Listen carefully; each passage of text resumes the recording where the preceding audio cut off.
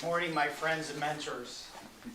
I kind of stole that title from a Billy Joel song, scenes from an Italian restaurant, where he recounts his whole life having a dinner with an ex-flame.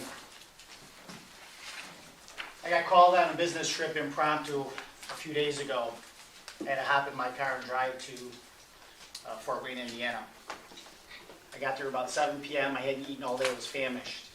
And one of my little rituals when I go on business by myself is I try and find a real fine dining restaurant and have dinner.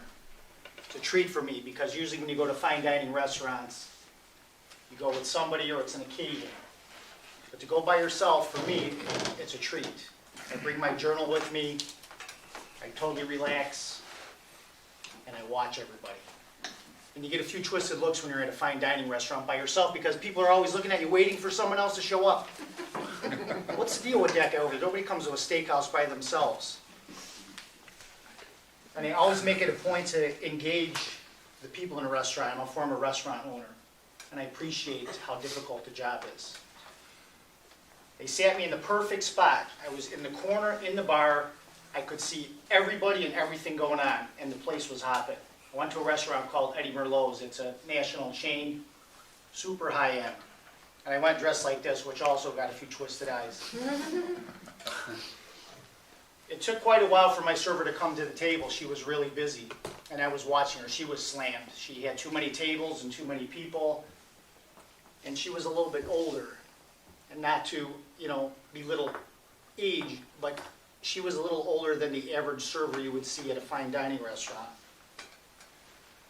While I was waiting, my busser came up to me and he filled my glass with water, and he was a strapping young man, well presented, and he had a really big smile on his face, and I engaged him in a conversation right away.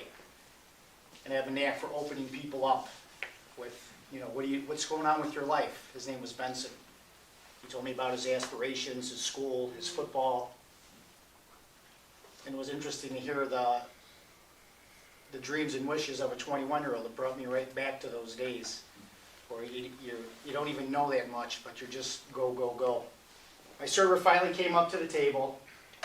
Her name was Pamela, and she actually had some sweat glistening from her temple. And the first thing she did was apologize. And I said, Pamela, I'm a former restaurant owner. I've been watching you hustle your butt off. I'm in no hurry. Take your time. And she got a pleasant little smile on her face. She brought me my beer. I scanned the menu. I knew exactly what I wanted, and I told her, and I said, course the meal and take your time. Stretch it out for me. So she scurried off. I got my journal out, and I started writing. And I had noticed a table about 15 feet from me. There was about 10 guys sitting there. And the man closest to me was the oldest man at the table, and he was definitely the ringmaster of this, whatever this meeting or dinner was. And I don't know, 6 or 7 times people walked by, and they stopped at the table, and he stood up and he either shook their hand or he hugged these women, and they're all beautiful for some coincidental reason. So my server came over, she brought my salad, and she was in a little lull, and I said, well, let me engage her a little bit. I go, Pam, what's your deal? What are you doing here? She said, well, I work here, I work at a pub, and I have a small catering business. My husband's a tennis coach. My son's in college playing tennis, and, we need the money. But I used to own the most popular restaurant in all of Fort Wayne. My father started it 30 years ago. I went to chef school. I was formally trained in France in the culinary arts, and then I took over the business for my father. Unfortunately, we ran into some tough times, and, the restaurant closed. And I said, well, I know the business, my restaurant closed as well. We had a little more talk about her life, and at the end of that conversation, I said, tell me something. That gentleman over there, he's got to be somebody important, like the mayor, because everybody keeps paying homage to him as they walk by. She goes, that's the mayor's brother.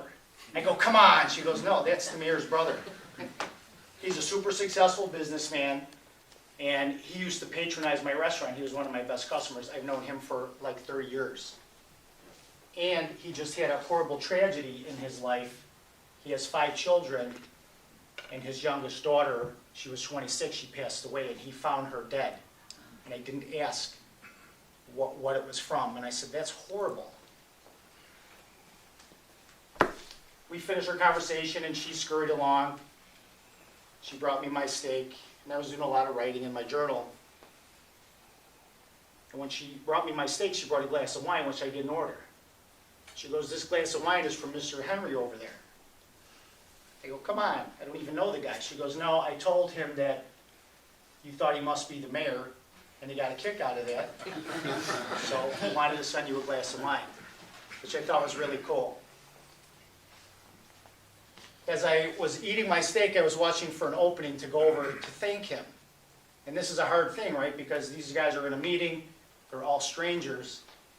And I found the perfect moment, and I shot over there, and he saw me coming. And he stood up right away, and he greeted me with a handshake. And had a big smile on his face. And I said, Mr. Henry, you didn't have to send me a glass of wine. That was a classy thing to do. He goes, oh, my pleasure. What's your name? What do you do? Blah, blah, blah. We just started a quick exchange of information because they were putting his entrees down on the table, and I didn't want him to stand too long while his entree was getting cold. And all these guys at the table were looking at me. And he whispered in my ear, he goes, these are my clients, and they were all flown here today on my private jet. And I go, woo, how do I become your client? So I parted ways with him. We exchanged business cards. He's the owner of a very large company. And I went back to my table and got into my dessert mode and just writing and watching. My server came back to the table and I said, do me a favor. When those guys are done eating their dinner, send them a round of a fine tawny port wine. If you don't know anything about wine, port wines are very sweet and they're usually drank after dinner. And even if you don't drink wine and you've never had one of these, it won't offend you. They're quite pleasant. So she brings these 10 shots over to the guys and leans over and tells Mr. Henry, that's from Mr. Frank. And he immediately stands up and he's like, he yelled across from me, and he was about where James is. Mr. Frank, you are the man of the hour. And he just yelled us out in the bar, And I kind of got embarrassed. And my pleasure, Mr. Henry. So they sat down, and I watched them, and they actually made a toast. I didn't hear what the toast was, but they all clanked their glasses, and I got a nice warm feeling about that. And they all finished their ports, which is even more amazing, because you would think one of the 10 guys wouldn't like that. I was finished with my meal, and by the way, my server had brought over 2 of the other servers in the restaurant and introduced me. And she said, these women worked at my restaurant when I owned it.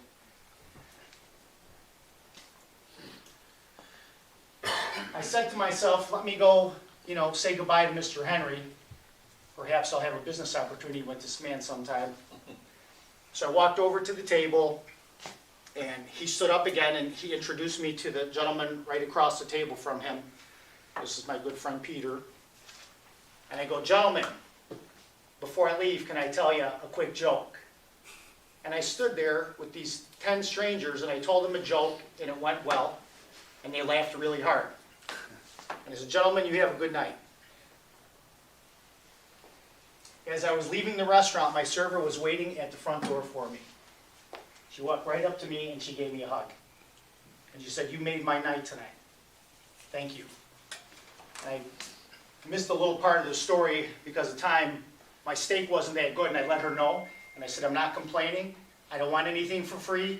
Don't send over your general manager. I'm just saying a $68 piece of meat should knock my socks off. And I said, have your chef grill one of these and one of your regular ribeyes right next to each other, and I'll bet you the regular ribeye's better. She sent the manager over. So I had a half-hour conversation with the general manager. But that was my evening, and that evening turned into an actual event and a memory for me, because I actively engaged everybody in that restaurant. And this is one of the ways that I think we can gain wisdom. We have so much life, so many memories, and so much knowledge in all of us. And we just bounce off each other. Nobody really engages each other. The fruits of life are all around us, but we walk around mostly with blinders on. And I'm telling you all today, my friends, take the blinders off and start picking the fruit. Fill your basket. And when you fill your basket, you can start giving a little bit of that fruit to everybody else. And our successful club here is made up because we have people who come up here and talk. So let's start sharing these little pieces of fruit with each other. Thank you, Toastmasters.